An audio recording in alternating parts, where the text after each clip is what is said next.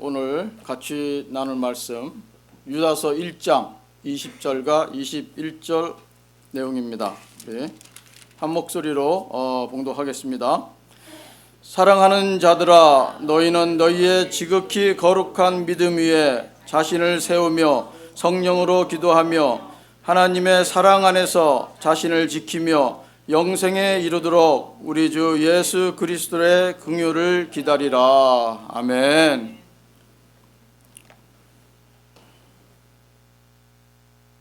찬송과 같이 참 우리가 사랑 안에서 서로 참아주고 격려해 줬으면 좋겠습니다. 우리 한번 외쳐볼까요? 하나님의 사랑을 키우자. 더 크게 좀 한번 해보세요. 힘있게 한번 해보세요. 하나님의 사랑을 키우자. 아멘. 네. 하나님의 사랑을 키우는 것은 주는 것입니다. 하나님의 사랑을 주는 것이에요. 만약에 하나님께서 주시는 것에 인색하다면 어떻게 되겠습니까? 그러면 사람들이 하나님은 사랑이 없다고 말하지 않겠습니까? 그죠? 그러면 요한일서 4장 8절에 뭐라고 말씀하셨어요? 사랑하지 아니하는 자는 하나님을 알지 못하나니 이는 하나님은 사랑이시라. 아멘. 이렇게 하신 말씀 어떻게 되는 거예요, 과연? 그죠? 이게 하나님은 사랑이 인색하시면 하나님의 말씀인 성경이 다 거짓이 되어버리는 거예요.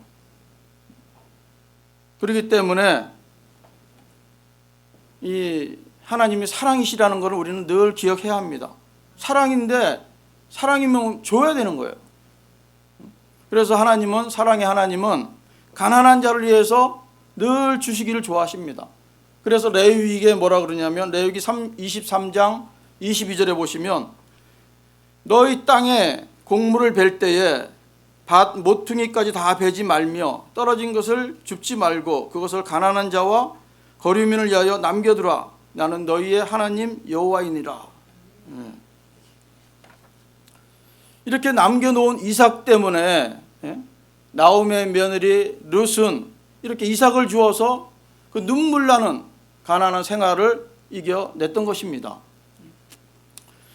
예수님께서도 사도행전 20장 35절에 이렇게 말씀하고 있죠. 주는 것이 받는 것보다 복이 있다. 그죠? 줘야 됩니다. 그런가 하면 누가복음 6장 38절에도 주라 그리하면 너에게 줄 것이니 곧 후이되어 누르고 흔들어 넘치도록 하여 너희에게 안겨 주리라. 아멘. 우리는 줄 수 있으면 주어야 합니다. 아멘을 안 하시네요. 줄 것이 없어서 아멘을 안 하시나? 안 주는 것보다 주는 것이 훨씬 낫습니다. 뭐든지 주세요.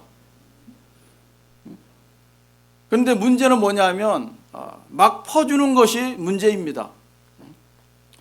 이 자신이 먹을 만큼은 남겨놓고 줘야 되는데 아내와 자식 생각은 하지 않고 그냥 막 퍼주는 것, 심각한 또 문제가 아닐 수가 없습니다. 그러니까 주는 것이 좋다 그래서 막 주면 안 되는 거죠. 성경에도 우리가 방금 읽었듯이 그렇게 말씀하고 있지 않습니까? 막 퍼주는 것이 아니라는 겁니다. 곡식을 벨 때 한 모퉁이만 베지 말고 놔두라는 거예요. 그리고 떨어진 이삭이 있으면 그것을 줍지 말라는 것이에요. 그 밭 전체를 다 가난한 사람을 위해서 주라는 건 아닙니다. 그걸 우리가 잘 알아야 돼요. 그러니까 이 주는 것도 지혜가 필요합니다.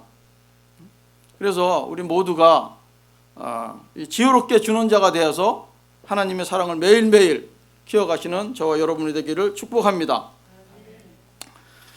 자, 오늘 본문은 유다서죠. 유다서입니다. 유다서를 한번 펼쳐보세요. 유다서가 어디 있냐면 요한계시록 바로 앞에 있습니다. 요한계시록 앞에 있는데 이 유다서는 딱 한 장밖에 없어요. 한 장밖에 없습니다. 한 장 있는 게 그 앞에 부분도 요한 3서도 한 장이죠. 한 장 있는 부분이 있습니다. 이 유다서인데 유다라는 이름은 성경에 여러 번 등장합니다. 제가 찬양을 좀 크게 했더니 목소리가 좀 쉬었네요.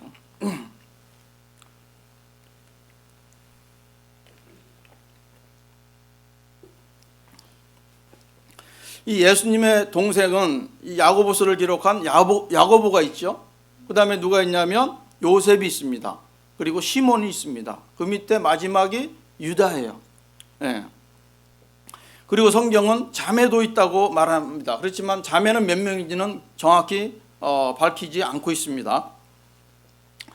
우리가 이 유다서 3절을 보면 1장 3절을 보시면 왜 유다서를 기록했는지 보여주고 있습니다. 한번 우리 3절을 한번 한 목소리 읽어보십시다. 사랑하는 자들아, 우리가 일반으로 받은 구원에 관하여 내가 너에게 편지하려는 생각이 간절하던 차에 성도에게 단번에 주신 믿음의 도를 위하여 힘써 싸우라는 편지로 너희를 권하여야 할 필요를 느꼈노니. 아멘. 예. 그러니까 처음에 이 유다가 구원에 대해서 글을 쓰려고 그랬는 거예요. 편지를 쓰려고 그랬는 거예요. 그런데 이 4절에 보면 그 이유가 나옵니다. 왜 구원에 대해서 쓰지 않고 믿음의 책을 쓰게 된 이유가 4절에 나오고 있습니다. 4절 한번 또 보실까요? 이는 가만히 들어온 사람 몇이 있음이라.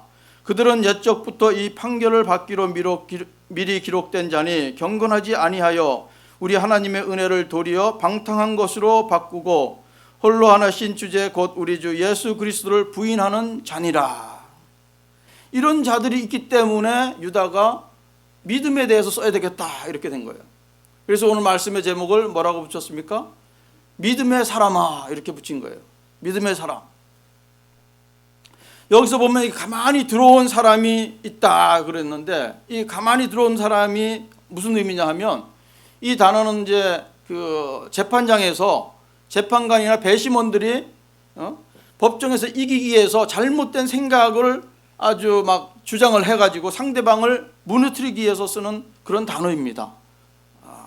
그러니까 이렇게 가만히 들어온 무리들은 왜 들어오겠습니까? 믿음의 사람들을 신앙을 흔들어 놓기 위해서 들어왔다는 것입니다. 그래서 이런 무리들을 학자들은 뭐라 그러냐면 보통 영지주의다 이렇게 이제 보고 있어요. 그래서 이 영지주의자들은 사도들의 권위를 멸시를 합니다.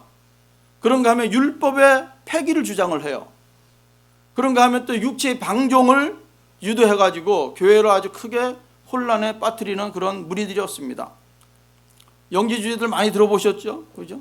이 영지주의들은 영적으로 아주 깊은 경지에 도달해야 하나님을 만날 수 있다고 이렇게 보는 거예요. 그런데 우리가 이 사람들도 조심해야 되지만 가만히 들어오는 것에 대해서 우리가 조심해야 될 건 뭐냐 하면 우리 속에 들어오는 그 추하고 악한 생각들을 조심해야 합니다. 그리고 또 확인되지 않은 이런 사실로 인해서 상대방을 막 오해한다든가 잘못 얘기한다든가 이런 것들을 믿음의 사람들은 아주 경계해야 합니다. 왜냐하면 잘못된 생각 때문에 사람들을 우리가 판단하고 정죄하기가 쉽기 때문에 그래요. 가만히 들어오는 생각들 조심해야 됩니다. 그리고 우리가 4절에 읽었듯이 여기에 보면 애적부터 이 판결을 받기로 기록된 자다 이렇게 말씀하고 있죠. 이것은 뭐냐면 옛날에 기록된 책이 있었다는 거예요. 기록된 책에 심판을 받기로 돼 있었다는 겁니다. 근데 이 책이 뭐냐면 유다가 에녹 1서를 인용한 책이에요. 에녹 1서. 그러니까 이 책에는 그렇게 그런 자들에 대한 심판이 기록되어 있다고 합니다. 이 에녹 1서는 비록 정경은 아니지만 보통 사람들이 뭐라 그러냐면 위경이다 이렇게 얘기를 해요. 위경. 그러니까 우리가 보통 이 성경을 뭐라 그러죠? 정경 이렇게 부르잖아요. 그죠? 정경. 왜냐하면 아주 하나님의 말씀으로 표준이 되는 말씀이다. 그래서 정경이라 그래요. 그래서 그런가 하면 또 위경이라는 말이 있어요. 위경은 뭐냐면 이 구약 시대에 지금 우리가 몇 권입니까? 39권이잖아요. 그죠? 이 39권을 이 히브리 말로 되어 있는데 그리스어 헬라어로 번역하게 됩니다. 한 BC 3세기 전에 그때 그 번역된 책을 뭐라 그럽니까? 보통 우리가 70인역이다 이런 말을 하죠. 72명의 학자들이 히브리 구약 성경을 헬라어로 번역한 거예요. 그런데 그때의 이 구약의 정경 39권이 이제 정해지게 된 거예요. 그러니까 이 옛날에 이 성경 하나님의 말씀이라고 하고 막 수도 없이 많이 있었던 거예요. 그런데 그 중에서 진짜 이건 하나님의 말씀이라고 연구하고 해가지고 구약 39권을 정경으로 만든 거예요. 그래서 그때에 정경으로 되지 않은 것들이 뭐냐 그러면 외경이라고 그래요. 외경. 근데 외경을 갖다가 이제 이 카톨릭 교회에서는 제2 정경이다 이렇게 해갖고 그들은 사용을 합니다. 그러니까 우리하고 조금 다른 성경이라고 그러는 거죠. 외경. 그런가 하면 오늘 제가 말씀드렸던 이런 위경이라는 것도 있어요. 위경은 뭐냐면 이 중간기 역사에서 그러니까 말라기 구약 성경이 끝나고 신약 오는 그 중간에 기간이 한 400~500년 되잖아요. 그때 쓰여졌던 여러 가지 책들이 있어요. 그런 책들을 위경이다 이렇게 얘기를 합니다. 이제 그렇게 됐는데, 근데 이제 이 악한 자들이, 이 악한 거짓 교사들이 이렇게 판결을 받을 수 있는 이유가 뭐냐면 바로 거기에 나와 있습니다. 우리가 읽었던 4절에 보면 경건하지 않기 때문에 판결을 받게 된다. 그 다음에 두 번째는 뭐냐면 하나님의 은혜를 방탕한 것으로 바꾸었다 이렇게 됩니다. 그 다음에 세 번째는 그리스도를 부인하기 때문이라고 4절에서 밝혀주고 있어요. 그러니까 하나님의 은혜를 도리어 방탕한 것으로 바꾼 거예요, 이 사람들이. 그러니까 왜냐하면 영은 선하니까 영은 우리가 영적으로 막 깊이 가야 된다고 하면서도 육체적으로는 아무렇게 살아도 된다고 이렇게 방치해 두는 거예요. 그러니까 하나님의 은혜를 이렇게 육체적인 방탕으로 바꾼 것들이에요, 이 영지주의자들이. 참. 뿐만 아니라 이 영지주의자들은 율법은 뭐냐면 인간을 노예로 만드는 천사의 세력들이라고 이렇게 만들어가지고 얘기를 퍼뜨립니다. 그래서 율법이 필요하지 않다, 율법을 폐기해야 된다 이렇게 주장했던 사람들이 바로 영지주의자들이에요. 그러니까 이 사람들은 쾌락주의가 아주 더욱 극성하게 부추기는 사람들이었습니다. 그래서 유다는 구원에 대한 책을 쓰지 않고 이렇게 세상의 잘못된 사상들, 믿음의 사람들에게 믿음의 도를 위해서 힘써 싸우라고 이 유다서를 기록했습니다. 자, 그러면 우리 믿음의 사람들은 이렇게 믿음의 도를 위해서 힘써 싸워야 되는데 어떻게 해야 힘써 싸울 수 있을까요? 첫 번째로는 선한 믿음의 흔적을 만들어야 합니다. 우리 한번 따라 해보세요. 선한 믿음의 흔적을 만들자. 아멘. 우리가 믿음의 사람들은 선한 믿음의 흔적들을 남겨야 합니다. 우리가 믿음하면 참 뭐 한마디로 딱 정의할 수가 없죠, 그죠? 근데 이 믿음의 열매도 참 중요하지만 열매를 맺게 되는 과정도 중요하다는 것을 우리는 기억을 해야 합니다. 요즘은 그 아이스케이팅 그 챔피언십 같은 거 하는 거 보셨나요? 그거 보면은 경기를 싹 끝납니다. 끝나면 우승한 사람, 1등 한 사람이 우승이 바로 되는 게 아니에요. 먼저 발표를 하기 전에 뭘 하냐면 비디오 판독을 합니다. 비디오 판독을 해갖고 이 사람이 경기를 그 아이스링크를 돌 때에 과연 반칙을 했느냐 안 했느냐를 따져보는 거예요. 그래서 만약에 1등으로 들어온 사람이 반칙을 한 게 비디오에 나왔다, 그러면 그 사람은 실격으로 처리가 돼가지고 제일 꼴등이 되는 거예요. 이것이 요즘에 경기 스포츠 하는 방식입니다. 그러니까 결과가 아무리 멋지고 아름다워도 그 과정이 올바르지 않으면 아무런 의미가 없다는 것입니다. 믿음도 마찬가지예요. 우리가 하루하루 살아가는 믿음의 흔적이 마지막에 결과보다도 더 중요할 수 있다는 것입니다. 그래서 선한 믿음의 흔적을 남기기 위해서, 흔적을 만들기 위해서는 늘 우리가 생각해야 할 것이 있습니다. 뭘 생각해야 됩니까? 말씀을 생각해야 돼요. 말씀을. 자, 그 5절을 보시면 잘못된 믿음의 흔적들을 보여주고 있습니다. 5절 한번 보실까요? 5절 같이 읽어보십시다. 너희가 본래 모든 사실을 알고 있으나 내가 너희로 다시 생각나게 하고자 하노라.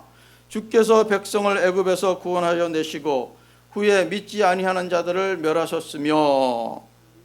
아멘. 6절도 우리 같이 읽어보십시다. 6절과 7절도 또 자기 지위를 지키지 아니하고 자기 처소를 떠난 천사들을 큰 날의 심판까지 영원한 결박으로 흑암에 가두셨으며 소돔과 고모라와 그 이웃 도시들도 그들과 같은 행동으로 음란하며 다른 육체를 따라가다가 영원한 불의 형벌을 받음으로 거울이 되었느니라.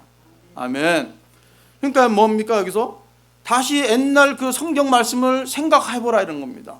이 지금 유다가. 왜? 이 잘못된 믿음의 흔적들을 보고서 깨달으라는 겁니다. 생각을 해보라는 겁니다. 이 잘못된 믿음의 흔적이 무엇입니까? 백성을 애굽에서 구원하여 내시고 후에 믿지 않은 자들 다 멸하셨어요. 이게 무슨 얘기입니까? 뱀에 물렸을 때 장대를 쳐다보라 그랬는데 쳐다본 사람은 다 살았잖아요. 그죠? 안 쳐다본 사람은 다 죽은 거예요. 바로 그런 말씀을 통해서 우리가 믿음의 흔적이 얼마나 중요한가를 알 수가 있는 것입니다. 그러니까 이 멸망당한 사람들은 불신앙의 흔적을 남긴 사람들이에요. 믿음의 흔적들은 생명을 주는 것입니다. 여러분, 살기를 원하시면 믿음의 흔적을 남기시기 바랍니다. 근데 이 믿음의 흔적을 남기기 위해서는 뭐냐면 사람을 판단하지 말아야 돼요. 뭐 여러 가지 많은 이게 있지만 오늘 본문에서 주는 교훈은 뭐냐면 사람을 판단하지 말라는 겁니다. 우리가 구절을 한번 보시면 또 다시 한번 읽어볼까요? 천사장 미가엘이 모세의 시체에 관하여 마귀와 다투어 변론할 때에 감히 비방하는 판결을 내리지 못하고 다만 말하되 주께서 너를 꾸짖으시기를 원하노라 하였거늘. 이게 무슨 말이냐면 이 모세에 대한 구약 성경 외에도 여러 책들이 많이 있어요. 유다가 어떤 책에서 이 내용을 인용했냐면 모세의 승전기라는 책에서 위경에서 이 말씀을 인용한 내용입니다. 그러니까 뭐냐면 모세의 시체를 치우기 위해서 미가엘이 옵니다. 천사장 미가엘이 하나님의 명령을 받아가지고 모세의 시체를 치워라. 그런데 이 사탄은 그 시체를 치우지 못하도록 방해하는 거예요. 왜 그런 일이 있었냐면 모세가 대단한 지도자 아니었습니까? 그러니까 시체가 있으면 그 시체까지도 막 숭배하는 그런 사상이 있을까 봐 이것을 치우려고 한 거예요. 근데 이 사탄은 그 시체를 그대로 놔두고 시체로 숭배하도록 만들려고 하는 그런 움직임이 있었다는 겁니다. 그래서 싸운 거예요. 다툰 겁니다. 그런데 이 천사장 미가엘은 참 잘한 것이 뭐냐면 다투지 않았어요. 그 판단을 하나님께 맡겼다 이렇게 얘기합니다. 천사장 미가엘은 힘이 세지 않겠습니까? 천사장이니까. 사탄도 제어할 수 있을 거예요. 근데 자기가 하지 않고 하나님께 맡겼다는 겁니다. 그러니까 우리가 이 믿음의 흔적을 참 남기지 못하는 가장 큰 원인은 뭐냐 하면 하나님을 온전히 신뢰하지 못하기 때문에 그래요. 아까 그 죽은 사람들 있죠. 장대를 보지 않고 죽은 사람들. 그리고 또 뭐냐면 내가 해야 할 일과 하나님이 해야 하시는 일을 구별하지 못하기 때문에 그렇습니다. 우리는 구별해서 해야 돼요. 그래야 바른 믿음의 흔적을 남길 수가 있습니다. 하나님께서 하실 일은 하나님께 맡기세요. 월권하게 하시면 안 됩니다. 자, 두 번째로 우리가 또 살펴볼 것은 믿음의 사람들은 말씀의 궤도에서 벗어나지 말아야 합니다. 말씀의 궤도에서 벗어나지 말자. 한번 외쳐보세요. 이게 잘 안 되네요. 다시. 말씀의 궤도에서 벗어나지 말자. 아멘. 말씀의 궤도에서 벗어나면 안 돼요. 이 11절을 보면 이 말씀에서 벗어난 세 사람을 보여주고 있습니다. 11절. 바로 가인과 발람과 고라입니다. 가인은 죄 없는 동생을 죽이고도 걸리지 않으면 그만이지 이런 생각을 했던 사람입니다. 그런가 하면 발람은 어떤 사람입니까? 이 이스라엘 백성을 저주하려다가 뜻대로 되지 않지요. 그러니까 꾀를 내서 이스라엘을 통해서, 민족들을 통해서 음행하도록 만들어가지고 음행에 빠지게 만듭니다. 이 발람은. 그는 돈을 위해서 살았던 사람이에요. 또 고라는 어떤 사람입니까? 고라. 하나님이 세우신 모세를 반역해가지고 당을 짓고 자기를 높이려고 했던 사람 아닙니까? 그렇게 되니까 어떻게 됩니까? 하나님께서 땅으로 다 삼켜버리지 않습니까? 고라의 그 일당들을. 그러니까 하나님을 말씀을 벗어나갖고 사는 사람들은 결국은 끝이 뭐냐면 멸망이에요. 멸망. 우리는 하나님의 말씀의 궤도를 벗어나면 안 됩니다. 그래서 이 유다는 하나님의 그 궤도를 벗어난 영적 그런 상태를, 벗어난 사람들의 그 영적 상태를 세 가지로 지금 얘기를 해주고 있어요. 세 가지를. 어떤 사람들 같으냐? 12절에 보시면 암초 같은 존재다 이렇게 얘기하고 있어요. 암초 같은 존재다.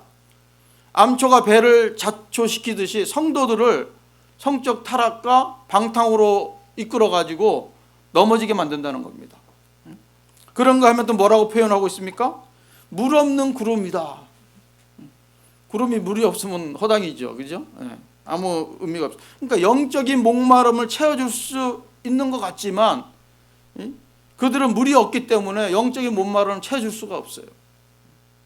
그런가 하면 13절에는 이렇게 표현합니다. 그들을 향해서 자기 수치의 거품을 뿜는 바다의 거친 물결이요 이렇게 얘기합니다. 물속에 온갖 이 오물을 바깥으로 막 뿜어내는 파도처럼 더러운 행실을 부추기는 자들이었습니다. 말씀의 궤도를 벗어나는 것은 멸망의 길입니다. 근데 이 시편을 보면 말씀의 궤도에 있는 사람을 뭐라고 표현합니까? 복 있는 사람이다 이렇게 표현하잖아요. 시편 보면 1장 1절에 보시면 복 있는 사람은 악인들의 꾀를 따르지 아니하며 죄인들의 길에 서지 아니하며 오만한 자들의 자리에 앉지 아니하며, 그 다음에 뭡니까? 오직 여호와의 율법을 즐거워하여 그의 율법을 주야로 묵상하는도다. 아멘. 이런 사람이 바로 말씀의 궤도 위에 있는 거예요. 오직 여호와의 율법을 즐거워하여. 말씀을 즐거워하지 못하는 사람들이 많이 있습니다. 말씀을 읽다 보면 즐거워져요. 새로운 사실을 자꾸 읽을 때마다 느낍니다. 그러면 말씀이 와 이게 꿀송이 같이 달아지는 겁니다. 시작을 해보십시오. 그런가 하면 말씀의 궤도를 벗어난 사람을 이 시편에서 뭐라 그럽니까? 누구라고 얘기합니까? 악인이다 이렇게 얘기합니다. 악인. 4절에 1장 4절에 보면 악인은 그렇지 아니하며 오직 바람에 나는 겨와 같다 이렇게 말씀하고 있습니다. 그렇기 때문에 우리가 늘 말씀의 궤도를 벗어나지 말고 말씀의 궤도를 아주 그냥 쌩쌩 달리는 여러분과 제가 되기를 축복합니다. 자, 세 번째로 믿음의 사람은 믿음과 사랑과 소망을 하나로 묶어야 합니다. 믿음만 있고 사랑이 없어 의미가 없어요. 깽가리라 그랬죠. 그리고 믿음과 사랑은 있는데 소망이 없어. 그것도 잘못된 거예요. 그러니까 믿음, 소망, 사랑 이것을 하나를 묶어야 된다고 지금 오늘 본문에서 말씀해 주고 있습니다. 20장에 보세요. 20절에 사랑하는 자들아 너희는 너희의 지극히 거룩한 믿음 위에 자신을 세우며 믿음을 강조하고 있어요. 그 다음에 사랑하는 자들아 그러면서 사랑 안에서 자신을 지키라는 겁니다. 사랑 안에서. 사랑이 없이 아무리 믿음을 세워도 의미가 없어지는 거예요. 그러면서 21절의 마지막 부분은 뭐라 그럽니까? 주 예수 그리스도의 긍휼을 기다리라. 소망을 가지고 살아야 합니다. 소망을.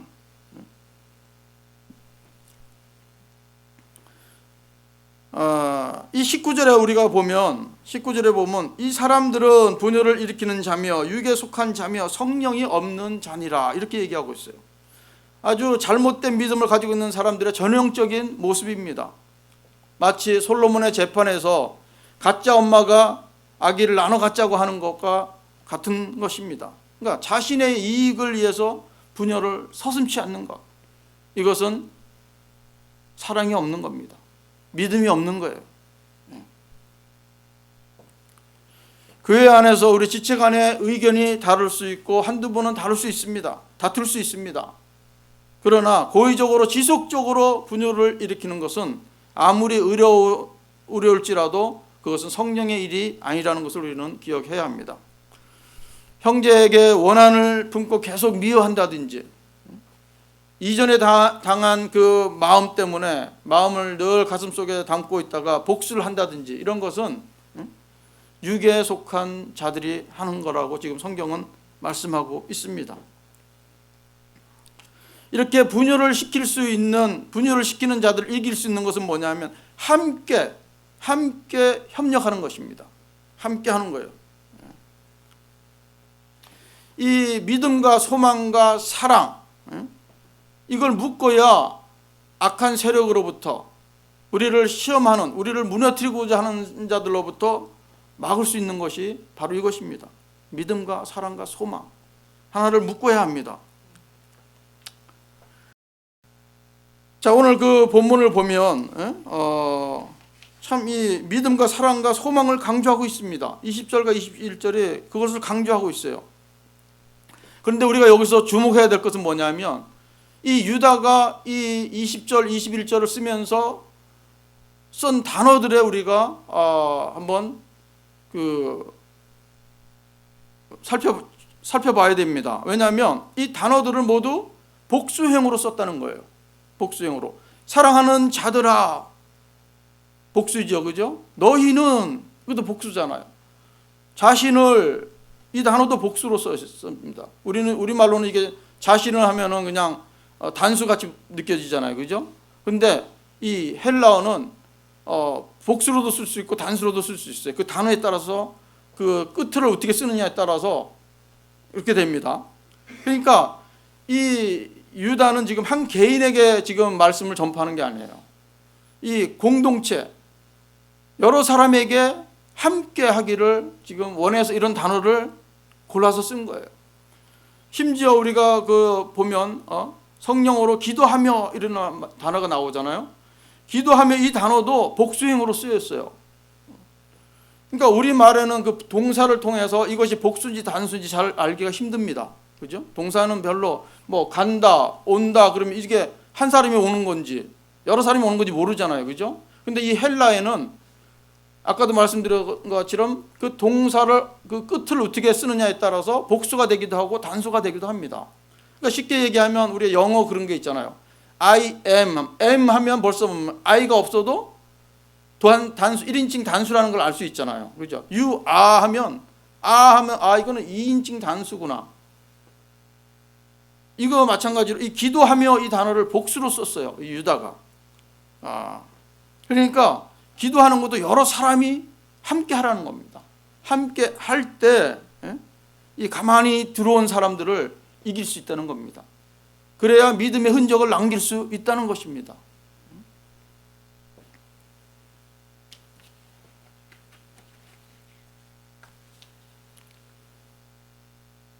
데살로니가전서 1장 3절에도 그 믿음과 사랑과 소망을 강조하는 말씀을 하고 있습니다. 너희의 믿음의 역사와 사랑의 수고와 우리 주 예수 그리스도에 대한 소망의 인내를 우리 하나님 아버지 앞에서 끝없이 기억함이니. 아멘. 믿음의 역사를 자꾸 만들어가는 겁니다.